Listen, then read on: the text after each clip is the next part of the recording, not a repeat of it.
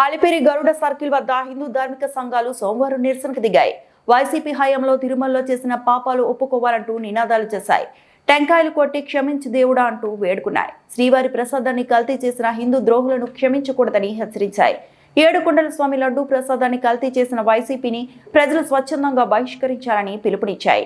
స్వామివారి లడ్డూ ప్రసాదం కల్తీ మహాపాపమని హిందూ ధార్మిక సంఘాలు ఆందోళన వ్యక్తం చేశాయి. ప్రసాదం కల్తీ చేయడం అంటే భక్తుల విశ్వాసంపై దాడి చేసినట్లేనని చెప్పుకొచ్చాయి. కుట్రపూర్వితంగా కల్తీ చేసిన గత వైసీపీ ప్రభుత్వానికి హిందువులే బుద్ధి చెప్పాలని పిలుపునిచ్చాయి. తిరుమల క్షేత్రంపై జరిగిన కుట్రలపై విచారణ జరపాలని డిమాండ్ చేశాయి. తిరుమలపై దాడి జరిగితే హిందువులంతా గొంతెత్తాలని వైసీపీ నేతలు వెంకటేశ్వర స్వామికి, శ్రీవారి భక్తులకు క్షమాపణలు చెప్పాలని డిమాండ్ చేశాయి. కల్తీనే ఈ వ్యవహారంపై త్వరలోనే రాష్ట్రపతిని కలుస్తామని హిందూ ధార్మిక సంఘాలు స్పష్టం చేశాయి.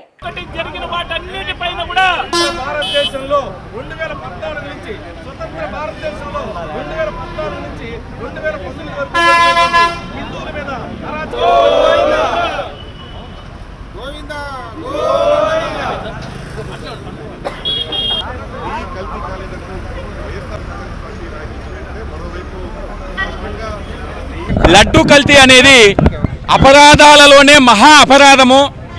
మరి ఈరోజు మనం చూస్తే కనుక పవిత్రమైనటువంటి స్వామివారి ప్రసాదము మనం ఒక గ్రామం నుంచి ఒక కుటుంబం వారు శ్రీవారి దర్శనానికి రావాలంటే ఇల్లు మొత్తం కూడా శుభ్రం చేసుకొని స్వామివారి దర్శనానికి వస్తారు. అటువంటి తరుణం లోపల సాక్షాత్ యొక్క వెంకటేశ్వర స్వామి వారికి నైవేద్యంగా పెట్టేటటువంటి లడ్డూను కల్తీ చేశారు మీరు. ఇది మహా అపచారము. దీనికి ఏ శిక్ష వేయాలో కూడా ఏ శాస్త్రంలో కూడా కనిపించడం లేదు. మళ్ళీ అందులోనూ మీరు కప్పిపుచ్చుకుంటున్నారు.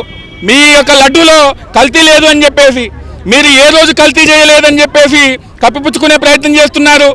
గత 5 ఏళ్ల కాలం లోపల కేవలం లడ్డూ మాత్రమే కాదు, మీరు కల్తీ చేసింది మీ పాలనే కల్తీగా ఉంది. గత 5 ఏళ్ల కాలం లోపల మీరు ఏం చేశారండి? దేవాలయాలను నీలమట్టం చేశారు, దేవతా విగ్రహాలను నీలమట్టం చేశారు.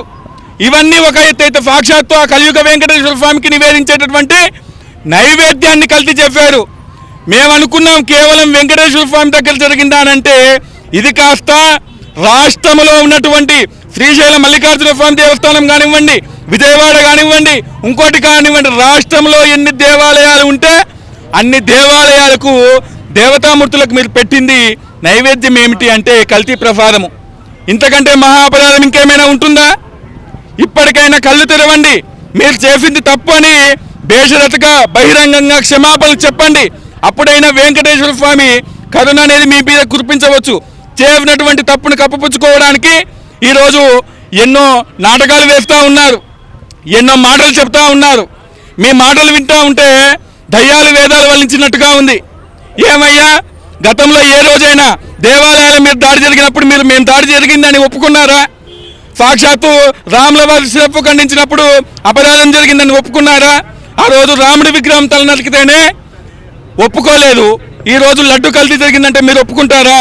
మీరు ఒప్పుకోరని యావత్ సమాజానికి తెలుసు. మీరు తప్పు చేసిందన్నటువంటి విషయం కూడా యావత్ ప్రపంచానికి తెలుసు. బేషరతుగా ఈ యొక్క లడ్డు ప్రసాద కల్తీ విషయం లోపల ఇందులో ఉన్నటువంటి ప్రతి ఒక్కరు కూడా ఏ తిరుపతిలో ఇదే అలుపురు ముందు వచ్చి క్షమాపణ చెప్పాలి. అలాగే మేము కూటమి ప్రభుత్వాన్ని వేడుతా ఉన్నాము. కూటమి ప్రభుత్వం వచ్చాక రాష్ట్రానికి మంచి రోజులు వచ్చాయని భావిస్తూ ఉన్నాము. ఇటువంటి విపత్తులు, ఇటువంటి అపరాధాలు భవిష్యత్తులో జరగకుండా ఉండాలంటే తక్షణమే వీరి మీద కఠినమైన చర్యలు, మరోసారి ఇటువంటి కార్యక్రమాలకు, ఇటువంటి విషయాల లోపల దూరాలంటేనే భయం వేయాలి, వాళ్ళలో వణుకు పుట్టాలి.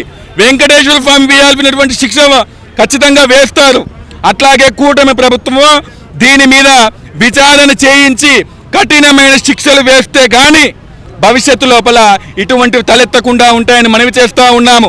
తిరుమల క్షేత్ర పవిత్రత కోసము సనాతన హిందూ బంధువులందరూ కూడా తరలి రావాలి. తిరుమల పవిత్రత అంటేనే, తిరుమల క్షేత్రం అంటేనే ప్రపంచ ఆధ్యాత్మిక రాజధాని.